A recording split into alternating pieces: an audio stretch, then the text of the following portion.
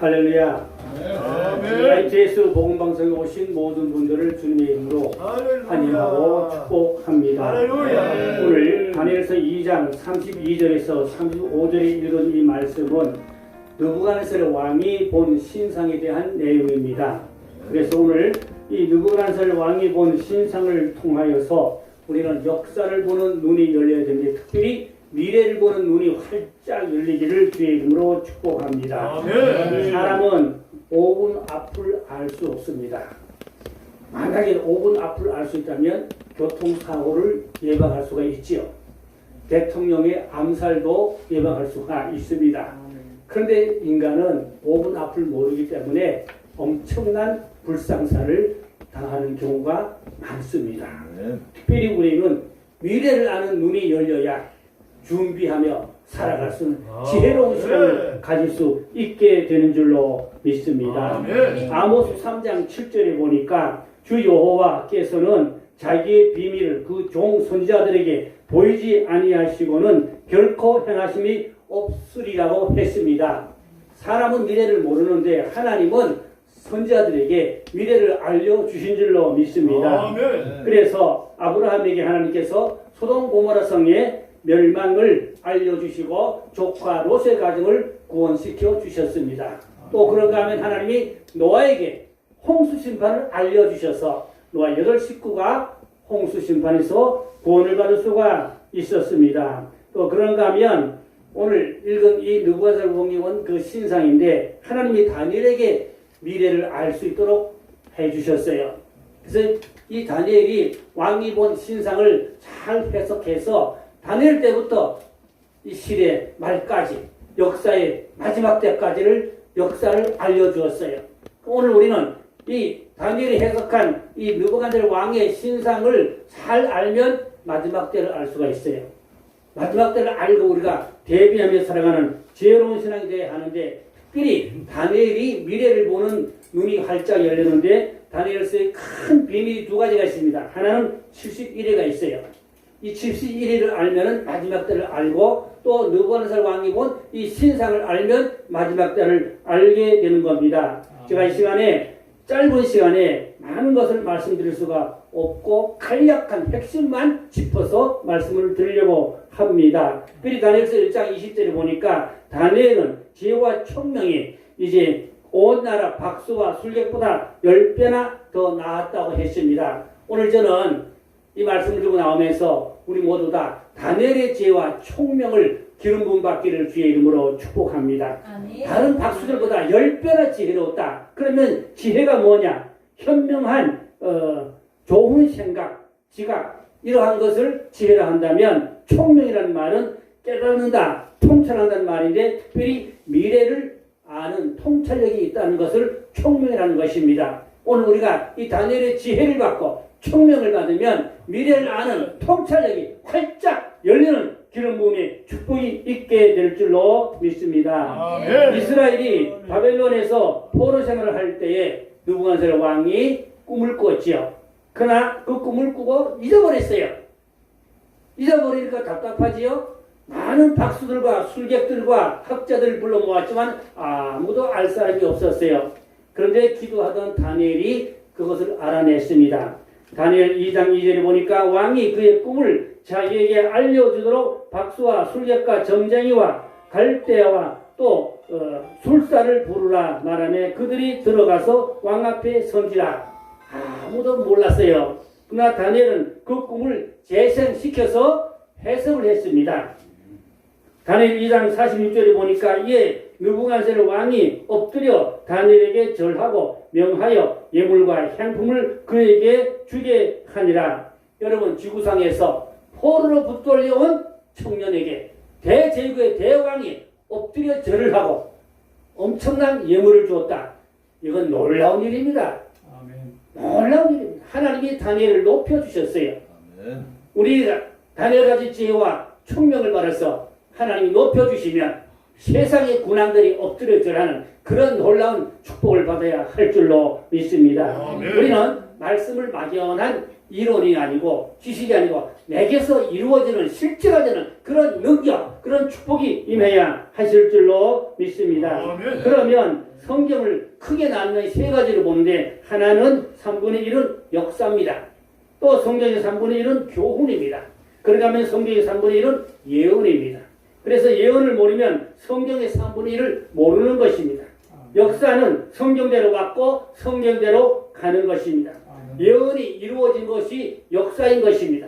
그러므로 우리는 예언을 잘 알면 미래를 보는 눈이 열리게 될 줄로 믿습니다. 그럼 하나님께서 왜 예언을 주시는가요? 예언을 주시는 이유가 있어요. 그것은 환난 날에 하나님이 택한 백성을 구원하기 위해서 미래를 알려주십니다. 그래서 지혜로운 자들은 미래를 알고 준비하며 살아가게 되는 것입니다. 우리는 미래를 알고 대비해서 환난 날에 마지막 때 구원받은 그런 축복을 입으셔야 하겠습니다. 그래서 요셉에게 바로 왕이 그 꿈을 해석해 주므로 왕의 그 신분에 비슷한 총리 자격을 주셔서 나라를 다 통치하고 다스리게 하였습니다. 오늘 우리는 또 요셉의 지혜가 임하면 엄청난 큰일을 할 수는 하나님의 사람으로 쓰임받게 될 줄로 믿습니다. 아멘. 그러면 느부갓네살 왕이 본 이 신상을 머리부터 발까지거든요. 그것을 이제 부위별로 간략하게 제가 말씀을 나누어 보려고 합니다. 첫째로 왕이 본 이 신상 중에 머리입니다. 머리는 금이라고 그랬는데 이 금은 바벨론 나라를 의미했습니다. 다니엘 2장 38절에 보니까 왕은 곧 그 금머리니이다. 바벨론 나라를 금으로 비유해서 하는 것입니다. 그래서 바벨론 나라는 금이 많았어요.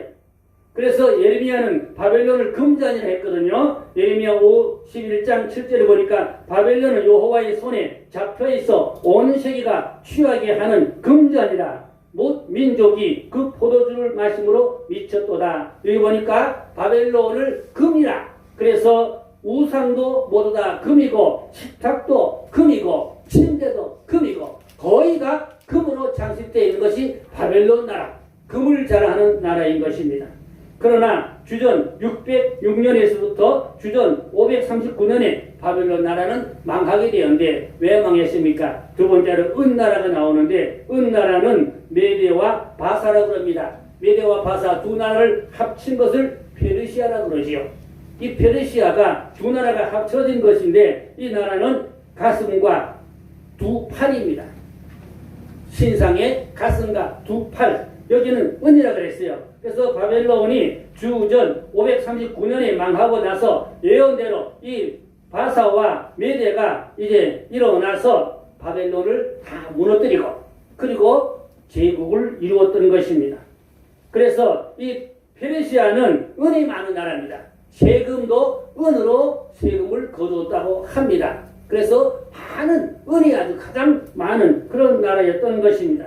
물론 이제 이 나라가 바벨론을 무너뜨리고 망하게 하고 이제 대제국을 이루었는데 다니엘은 이 페르시아 느부갓네살 왕으로부터 하나님께서 다니엘을 들어 쓰셨는데 이 페르시아 고레스 왕까지 다니엘이 살면서 포로민이지만 하나님이 높여주셔서 귀한 일을 하게 되었던 것입니다. 근데 고레스가 나타나기 150년 전에 이사야에게 하나님께서 고레스 왕이 바벨론을 무너뜨리고 이스라엘을 해병시켜 줄 것을 예언했습니다. 이사야 45장 1절에 2절에 보니까 여호와께서 그의 기름 부음 받은 고레스에게 이같이 말씀하시되 내가 그의 오른손을 붙들고 그 앞에 열국을 항복하게 하며 내가 왕들의 허리를 풀어 그 앞에 문들을 열고 성문들이 닫히지 못하게 하리라. 내가 너보다 앞서가서 험한 것을 평탄하게 하며 논문을 쳐서 부수며 쇠빗장을 꺾고 그랬는데 여기서 은나라인 페르시아 제국은 539년에부터 332년까지 계속하였습니다. 그러나 영원한 나라는 없어요. 그 후에 또 다른 나라가 일어나서 이 페르시아를 또 무너뜨리는데 세 번째로 논나라입니다. 이 논나라는 그리스입니다. 이 그리스를 배와 넓적다리로 보고 있습니다. 그래서 이 배와 넓적다리가 노시입니다. 그래서 이 세 번째 나라는 이제 그리스로서 또 주전 331년에 시작해서 이제 168년까지 있다가 사라진 나라입니다. 다니엘 2장 32절 하반절에 보니까 배와 넓적다리는 놋이라 그랬고 다니엘 2장 39절 중반절에 보니까 셋째로 또 놋 같은 나라가 일어나서 온 세계를 다스릴 것이며 라고 했는데 그리스도를 말하는 것입니다. 이 그리스도는 이제 주전 331년에 그리스도의 알렉산더 왕이 등장했습니다. 놀라운 사실은 알렉산더 왕이 20살에 왕으로서 또 장군으로 온 세상을 다 점령하고 더 이상 점령할 데가 없어서 울었다고 합니다.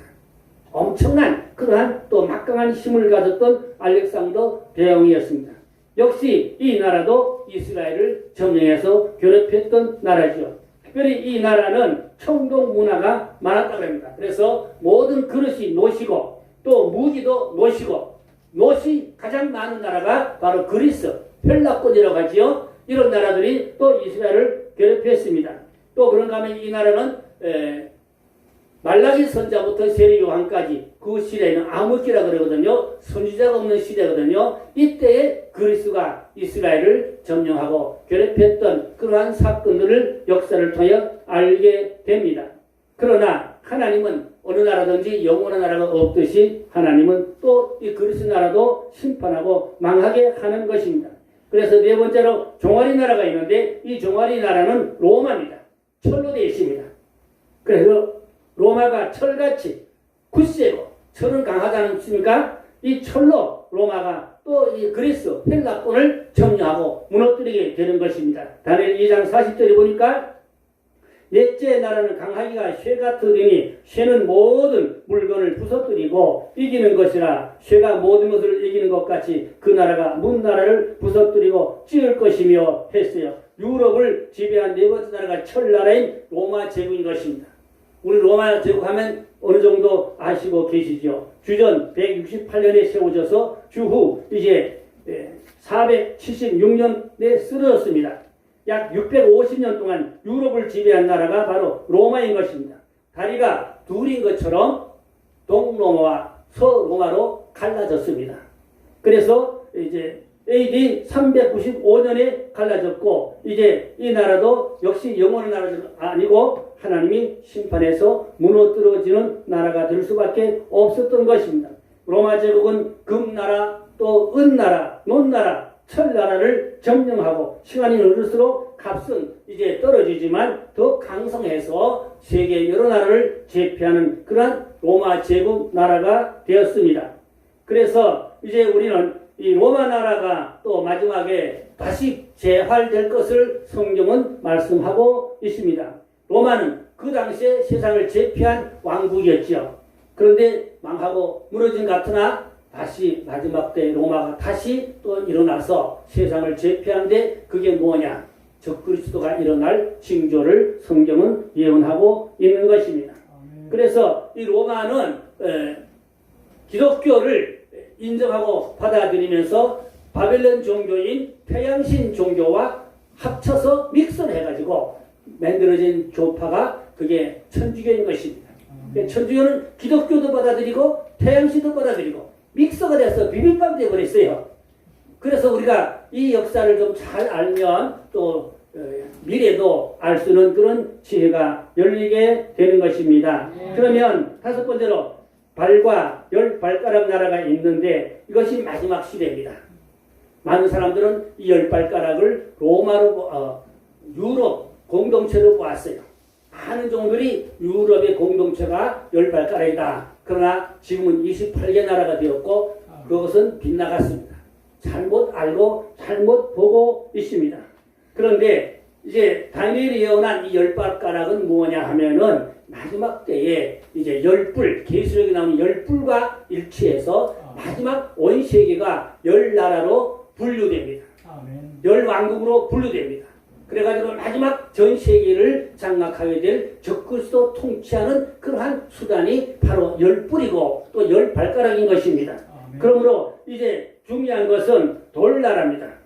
하늘로부터 돌이 내려와서 산돌이라고 그랬거든요. 돌이 내려와서 이 세상을 다 때려 부쉈는데 그 돌이 태산을 이뤘더라. 이것은 마지막 때 예수님이 재림해서 적그리스도를 때려 부시고 큰 성 바벨론을 때려 부시고 모든 거짓선을 때려 부시고 하나님의 나라를 이 땅에 건설하게 되는 것입니다.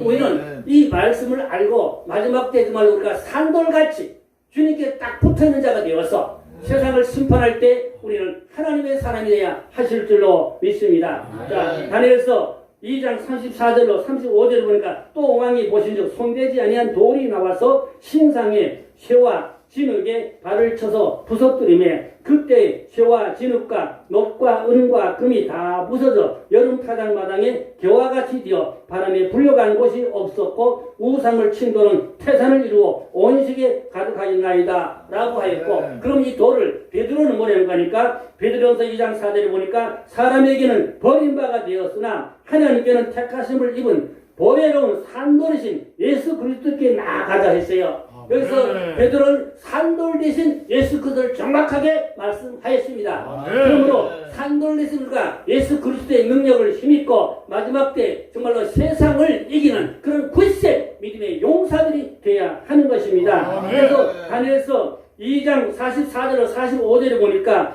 이 여러 왕들의 시대에 하늘의 하나님 한 나라를 세우시리니 이것은 영원히 망하지도 아니할 것이요 그 주권이 다른 백성으로 돌아가지도 아니할 것이요 도리어 이 모든 나라를 쳐서 멸망시키고 영원히 설 것이라 손대지 아니한 돌이 산에서 나와서 쇠와 놋과 진흙과 은과 금을 부서뜨린 것을 왕께서 보신 것은 크신 하나님이 장래일을 왕께 알게 할 것이라고 했습니다. 그러면 지금 우리가 사는 어떤 시대냐?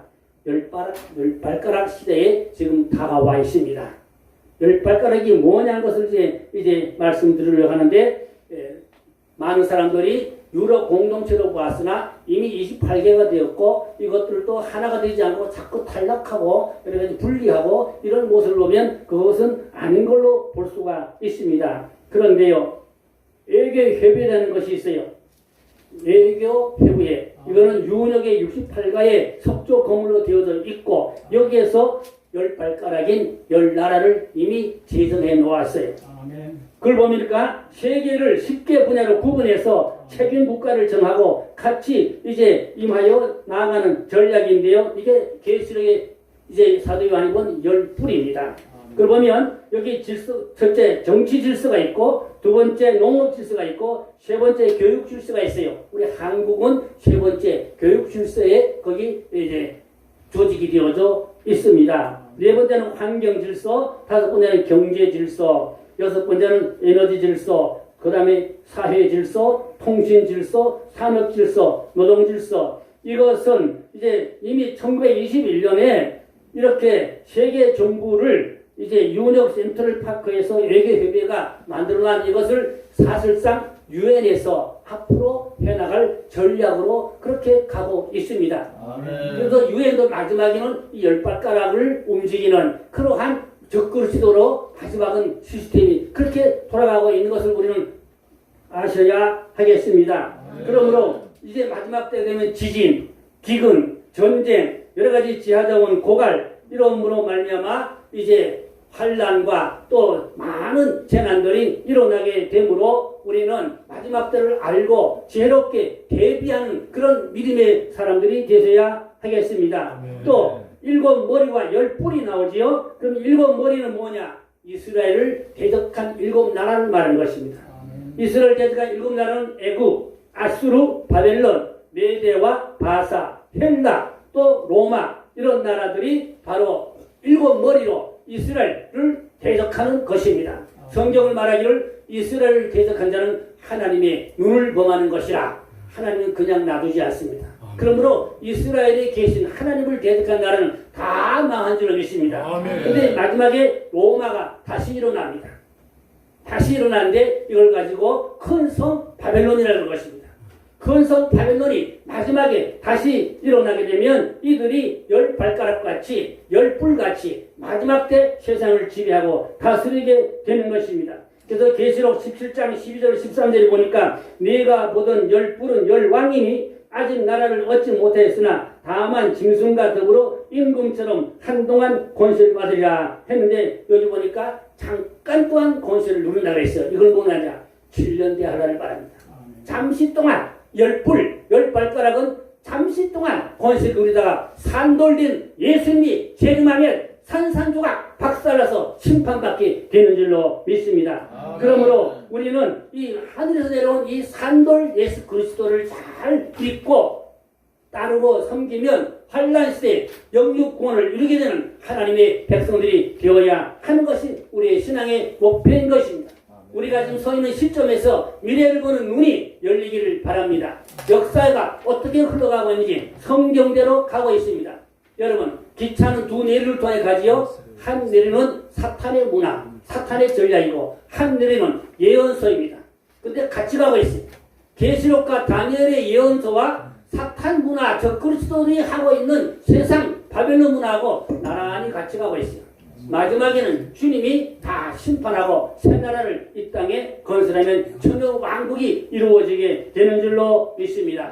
그럼 우리는 끝까지 하나님의 편에 서는 하나님의 사람이 되어야 돼. 마지막 때는 갈라진 역사입니다. 의로운 자, 불의한 자가 갈라집니다. 짐승 세력과 그리스도의 세력이 갈라집니다.